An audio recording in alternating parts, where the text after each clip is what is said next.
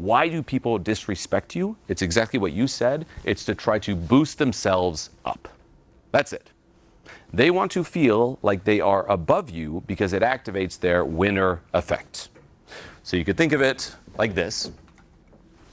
99.9% of people view themselves as being down here, right? They're not very confident. There's a lot of self-doubt, low self-esteem, lack of self-love, anxiety, you name it. And they want to be up here. But I'm down here. I don't feel too good about myself. So their strategy to feel good about themselves is, hey, if I'm able to bring some people down lower than me, now they're down there and I'm up here. So in contrast, I'm winning. No? Yeah. And you will see this play out in so many subtle ways. Perhaps in a friend group, just a backhanded compliment, subtle frames imposed on you, little disses, trying to make you doubt your self-worth, your self-esteem. It's like, oh, that's what you decided to wear here? Things like literally that. And we always tend to take it very personally, but the first step is zoom out and say, there's someone who actually feels like they're down here. And actually feel sorry for them. Now, it doesn't mean excuse their behavior or what they're saying. We're going to get to that. But the first response is don't make them into this scary enemy. Because then it gets you even more in your head. It's like, oh gosh, here we go. Oh, they're disrespecting me. I'm going to have to fight back with my words and assert a boundary. The scary monster. It's a hurt little kid. That's who's actually disrespecting you, a hurt little kid. Now, they could be doing it in toxic ways, but that's who you're dealing with. Now, before things start getting intense here, if you're looking to go through a similar process yourself and receive direct feedback from me personally, no matter where you find yourself in the world, then click the link below this video right now and apply for online coaching. This is my signature program, so click the link and I'll see you in there. The most important thing is to not get triggered, which is easier said than done. Because if someone says something that triggers you, they immediately have control on you and you get sucked into their frame. And it's important to understand this too. In life, there are constantly frames and frame battles, and it's this whole game of frames. What is a frame? Well, think of just like a window frame. If you look out a certain window, you see a view. You look out another window, you see the same view, but a little different. The same with reality. All of us, we live in our own frame as a human. None of us see the world the exact same because it's colored by our past, our experiences, and just who we are. And whenever you talk to others, like say two people talk, it's two frames coming together, and a win-win is a couple tweaks on each side and finding common ground. There's a million ways you can view the same thing. For example, say, I'm really loud right now. One frame is, Julien's really loud, that's annoying. There's one way of viewing this. What's another way of viewing this? Whoa, look at how expressive and free he is. Two ways of viewing it. I remember when I was younger in Hollywood, this is 2009-ish, I worked 3 months at Honda of Hollywood selling cars. I was broke. And I was really young, and I remember the person doing the interview said, hey, we like you, but you're a little young and you don't have much experience. There's a frame. What's another frame? That's actually good because I don't have any bad habits. So you can just instill all the right habits from the start, and I'm young. That means I have more energy. Same facts, just different frames. You get it? Now, people will try to bait you into walking into frames where they're trying to activate their winner effect by putting you down.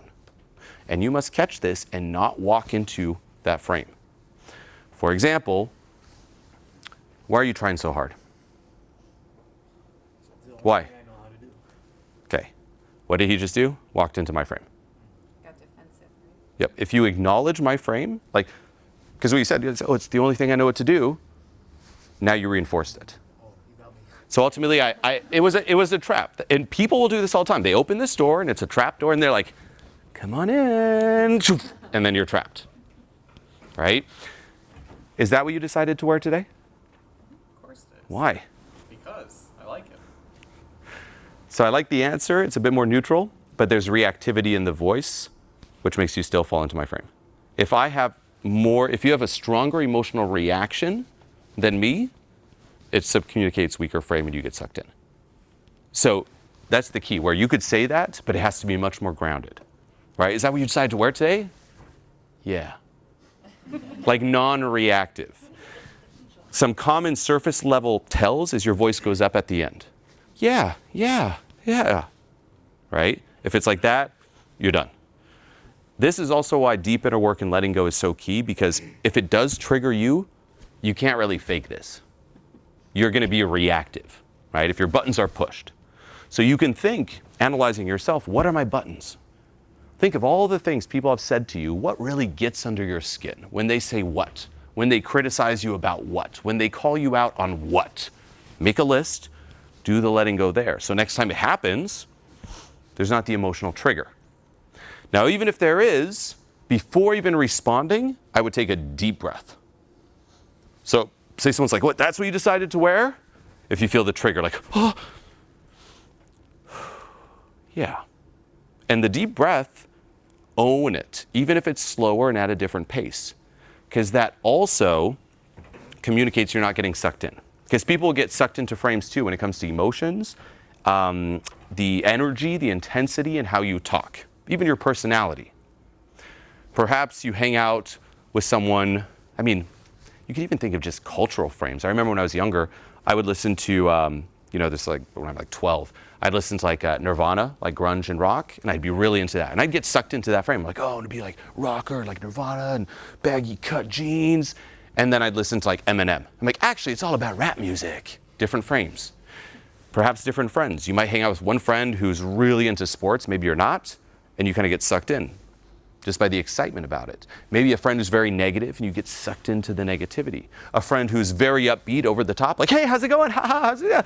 And you sense yourself even trying to be all like, hey, how's it going too? Like your version of that's because you're adapting on, you're reacting off of them, as opposed to being at the cause, setting your own pace. Analyze celebrity interviews too, right? All those like late night, like Jimmy Fallon and whatnot. Watch the energy. I like this one because Jimmy Fallon's always over the top, Laffy Daffy. And then you'll see some of the guests react and get sucked into his frame where they try to be Laffy Daffy too. And then you'll see some who just slow down. They're like, hey, so tell me about you, what in your new movie? And then you'll see the actor or actress just be like, you know, there's something about movies that just, but it sucks you in. It's like, it's at a slower pace. It's just a different pace. And that communicates, I'm marching to the beat of my own drum in a way. So even if someone calls you out fast, like, what is that? That's what you decided to wear? Why are you trying so hard? If you're like, oh my God, what do I say? Just very neutral, not retreating, not attacking, just a deep breath, grounded, and then respond. But the most important is to be non-emotionally reactive. Now, in terms of what you can say, you could just answer plainly. That's usually the easiest way, is give them nothing. Give them nothing when it comes to emotions. Give them nothing when it comes to content.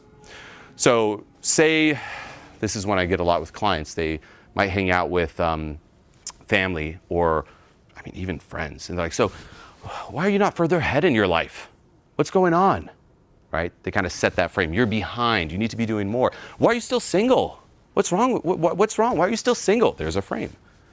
Now, I even think there too, by the way, societal frames, there's kind of the mainstream one, which is this is how you should live your life. This is a successful life. In your 20s, you should be doing this and living this way. In your 30s, you should be doing this. What? You don't have kids in your 30s? What is wrong with you? You're not married. It's like, there's all this imposed frame, and it's like, well, wait a minute. What about living life on my terms? Don't get sucked into it there. And will people call you out on it too? So say someone's like, why are you still single? What's a good answer?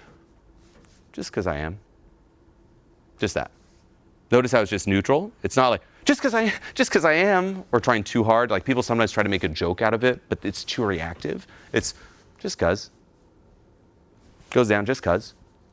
Now in the content, I'm giving them nothing. So they're trying to ping off of you. It's like, well give us, if I would defend, I'm still single because, my work, I'm working a lot.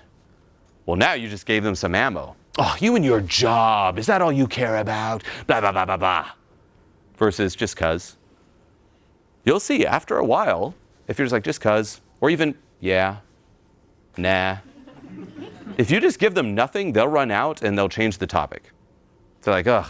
They're ultimately saying, come on in the door, walk in the trap. You're just like, nah, yeah, I guess. Yeah, I guess you're right. So what? Okay, next thing. We can't get under this person's skin. So remember that. The foundation is emotionally nothing. Verbally, give them nothing. And it's okay to repeat the same thing. You don't need genius answers.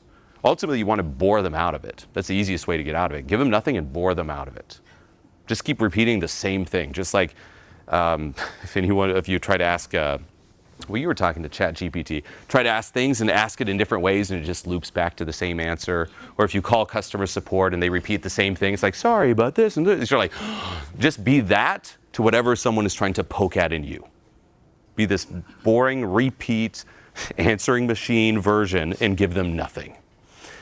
Now, you could do some other things, which is also just lead it to a different topic. You could also reframe it and throw it back at them. You could also have them jump through what I call an investment hoop, right? Where, for example, someone's like, oh, is that what you're wearing today? You could say, do you really want to know?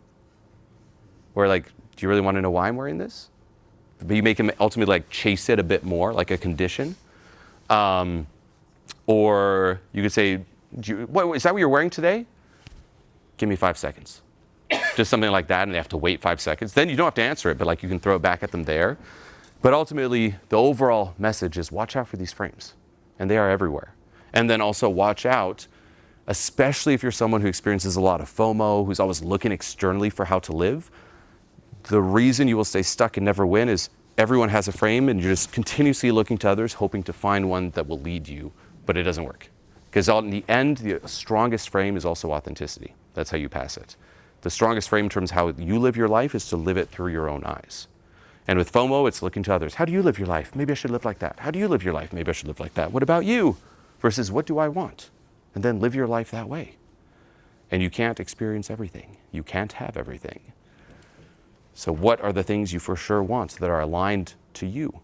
The same with the friends, the relationships. It's like, stop trying to be friends with everyone. You can't. That's the FOMO approach to friendships. I want to be in a relationship with everyone. That's a FOMO approach to relationships.